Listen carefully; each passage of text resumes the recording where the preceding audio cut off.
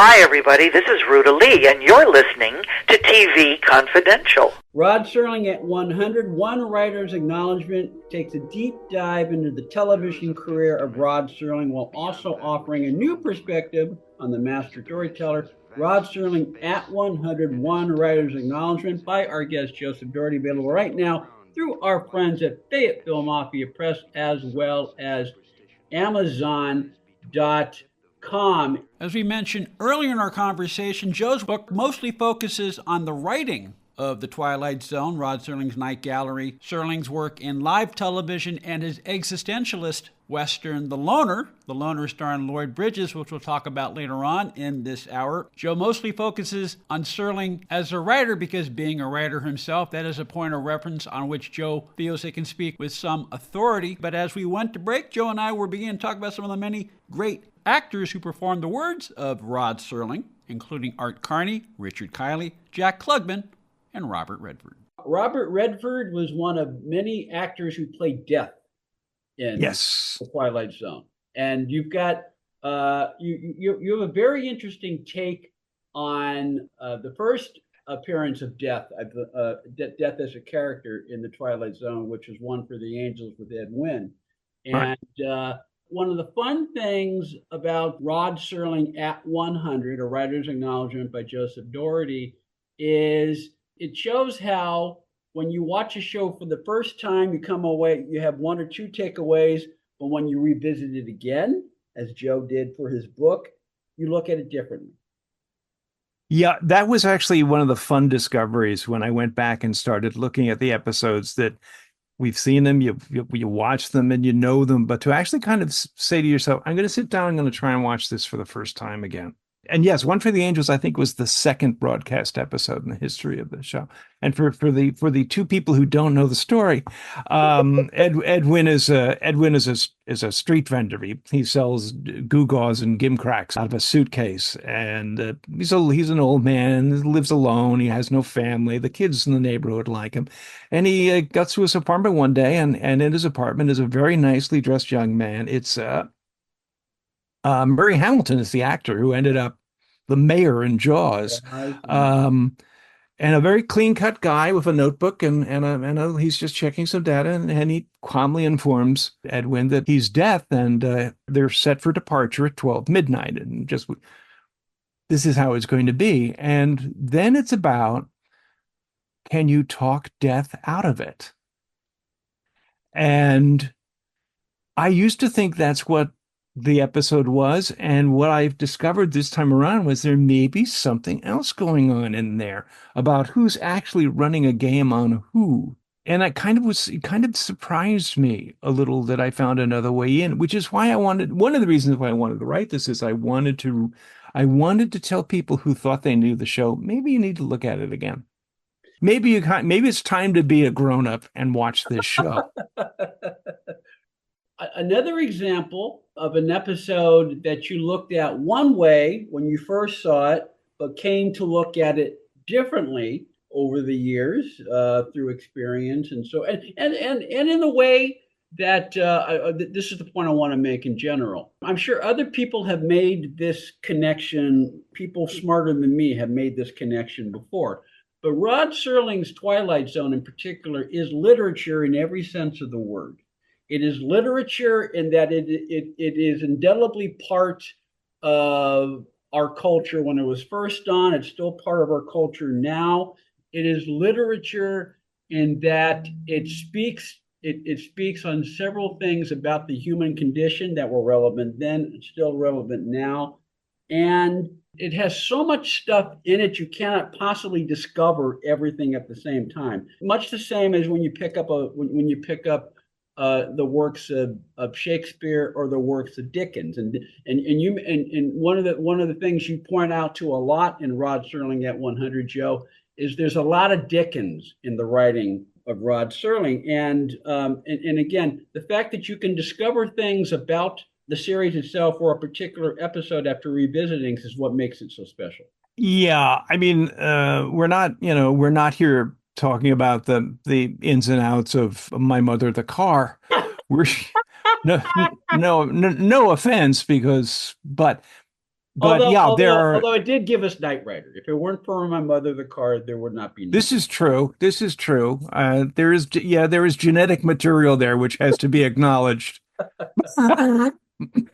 And back to the used car lot. But that's, yeah, I think that's a question. I mean, we could say that that's part of Rod Serling's 1930s, 1940s public school education in Binghamton, New York, which is basically where you read a lot of stories.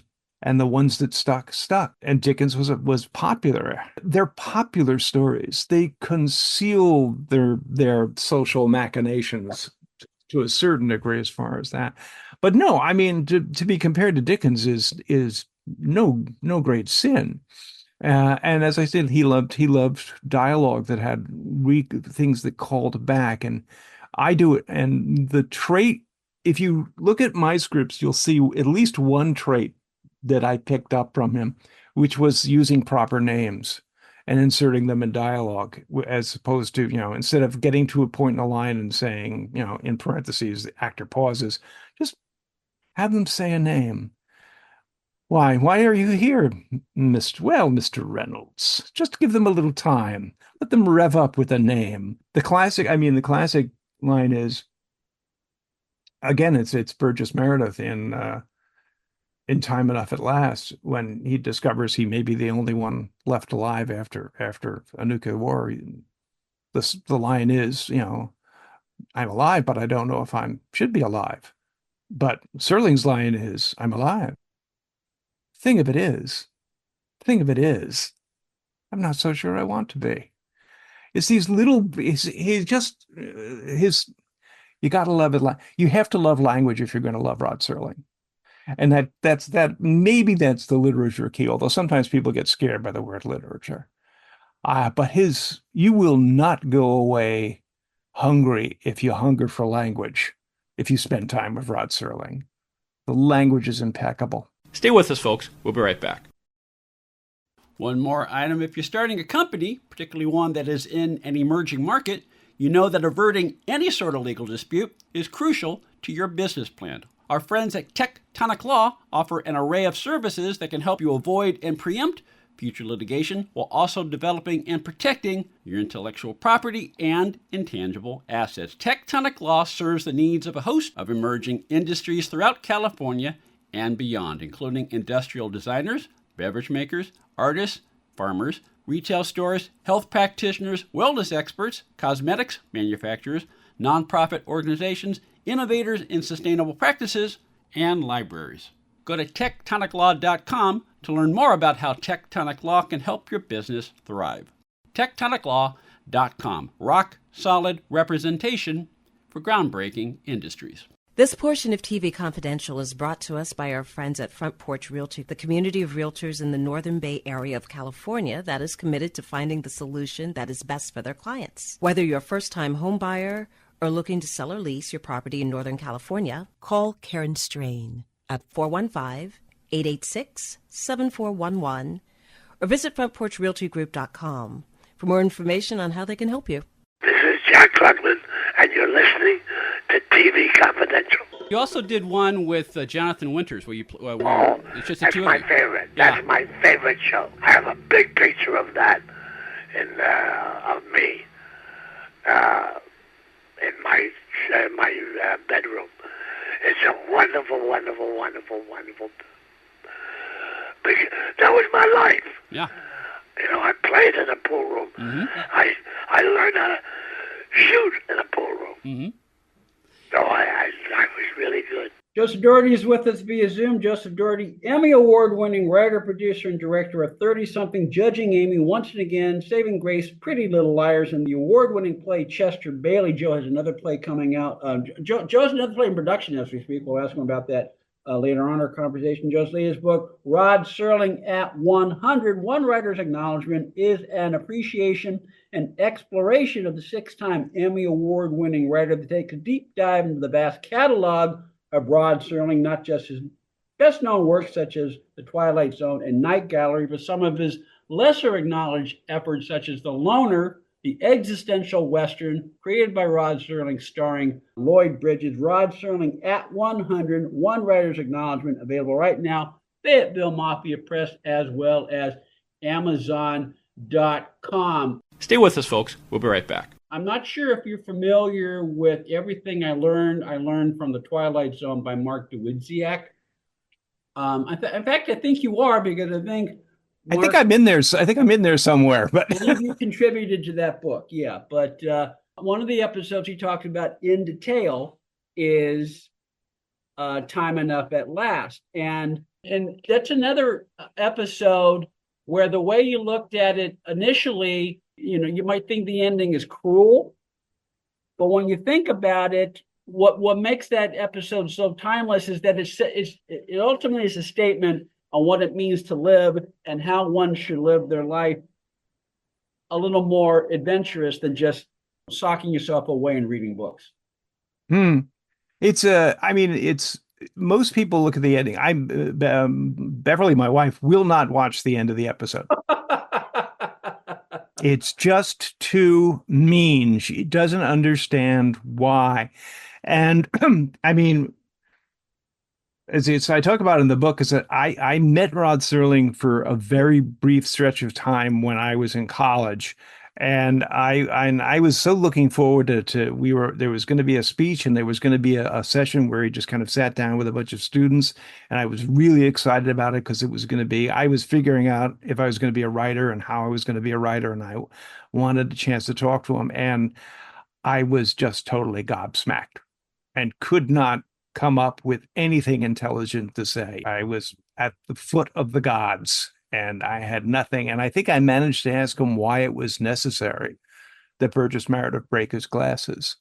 And I don't remember his exact words, which shows you how knobbed I was by the experience. But basically what I remember him saying is, well, nuclear war shouldn't work out well for anyone. So I still look at the ending of the piece saying, I think, what? Why is what, where, when, how come, why didn't I realized when I was doing this, and actually I think I knew it ahead of time too, that the Twilight Zone is a very ethical, moral universe for the most part. Yeah. And it operates on two basic principles: second chance and comeuppance.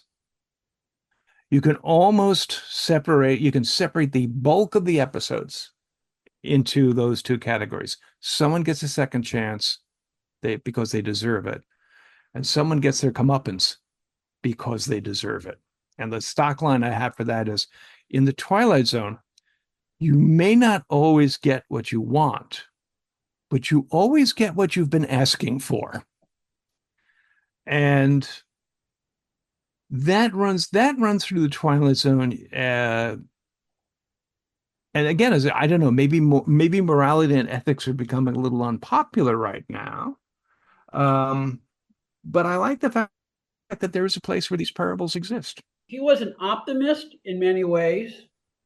Rod Serling, he could be very sentimental in many ways, but one of my favorite lines in Rod Serling at 100, Joe, is that he was like God, but the Old Testament God. I mean, Ben. He could be very old. He could be very Old Testament. Yes. He would mellow and go a little kind sometimes. But if somebody was going to get smote, they were going to get smote good. Yeah. And pay the price. We talked a little bit earlier about how 4 of the 5 seasons of Twilight Zone are 30-minute shows. And I think most people would agree the show worked best as a 30-minute show. And yet you make the case that one of the quintessential Twilight Zones, and one of your particular favorite Twilight Zones, is the 60-minute episode starring James Whitmore. Yeah, on Thursday we leave for home. I think fewer people are acquainted with the hour episodes because there are only 19 of them. and they don't fit into the syndication package as neatly. So they've kind of fallen by the wayside and have gotten a rather buffeted reputation, because it's almost as if it's not almost, but it's almost measurably so, basically, is that the first 3 years of the Twilight Zone, they understood exactly the dynamics of the story. And suddenly having to do literally twice as long, they were 50 minutes long as opposed to 25 minutes long, it was almost as if they did not know what to do with the extra time. Now, when I went back, I had the same experience with Night Gallery. When I went back for the book, I found more to treasure in the hours and in Night Gallery than I remembered experiencing the first time through. The James Whitmore, again, we won't break the plot down here, but let's say just basically, it's almost sounds like a science fiction trope, which is a group of survivors on a wretched planet have survived with the help of like one leader, and finally the rescue ship arrives.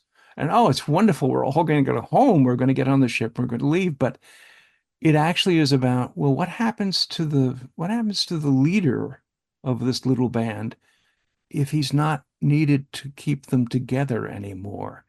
What is the nature of authority? What is the nature of power? And it's a beautiful play. And it's argued, I think I can make a good fight that it's the best episode that Serling ever wrote. So of course he thought it was okay. But there are other hours that are just underviewed. And there's one called There's No Time Like the Past. And when I went back to look at it again, I was kind of knocked out. And I think that's the one with James Daly, right? Close. Dana Andrews. Dana Andrews. That's it. Yes. And I realized part of it, one of the reasons is basically since it's about loss and regret, it didn't mean too much to me when I was, 10 or 11 or 12 years old. But when you look at it, a little later on in life, you have a different perspective. You have a different perspective on all of these things when you get a little older. It's like when you go back and reread Ray Bradbury and you can't imagine you missed the point. I remember reading Dandelion Wine when I was a kid, and then I read it again as a grown up, and I didn't know when he went back in there and totally rewrote the book. But the hours are unfairly viewed. There are some that just don't work. There are some that are just doing something different. That different thing sometimes doesn't look like the Twilight Zone. And I think that was the problem. And the final season, they went back to half hours. This was a period specifically I remember, because I remember promos. There were like a couple of shows, and most of them were Westerns, that went from an hour to 90 minutes. And I remember seeing this, I think they were the ABC promos for 1964 and then the one for 1965. And the 64 one says, now 90 minutes of storytelling. And the following years, back to its original length of 60 minutes of tight action. Yes, today we would call them supersized episodes of the Twilight Zone. Much better. Joseph Dougherty is with us. Joseph Dougherty, Emmy Award-winning writer, producer, director, and the author of several books, the latest of which, Rod Serling at 100, is an appreciation and exploration of the 6-time Emmy Award-winning writer that also talks about the influence that Rod Serling continues to have on Joe's own career as a writer. We'll take a quick time out. We'll continue our conversation about Rod Serling. We come back on TV Confidential. Hi, everyone. Thanks for listening to the TV Confidential podcast. If you like what you hear, please consider subscribing to the TV Confidential podcast, or better yet, give us a review on Apple Podcasts, Podchaser, or wherever you listen to our podcast. Now you can get generic Viagra shipped to your door for about $2 a pill. Get the same impact for less. Call Steelman Pills now and get the same blue pill for about $2 a pill. Call now for the 50-pill special and save even more. Plus, get a free bonus. 800-932-2613. 800-932-2613. That's 800-932-2613.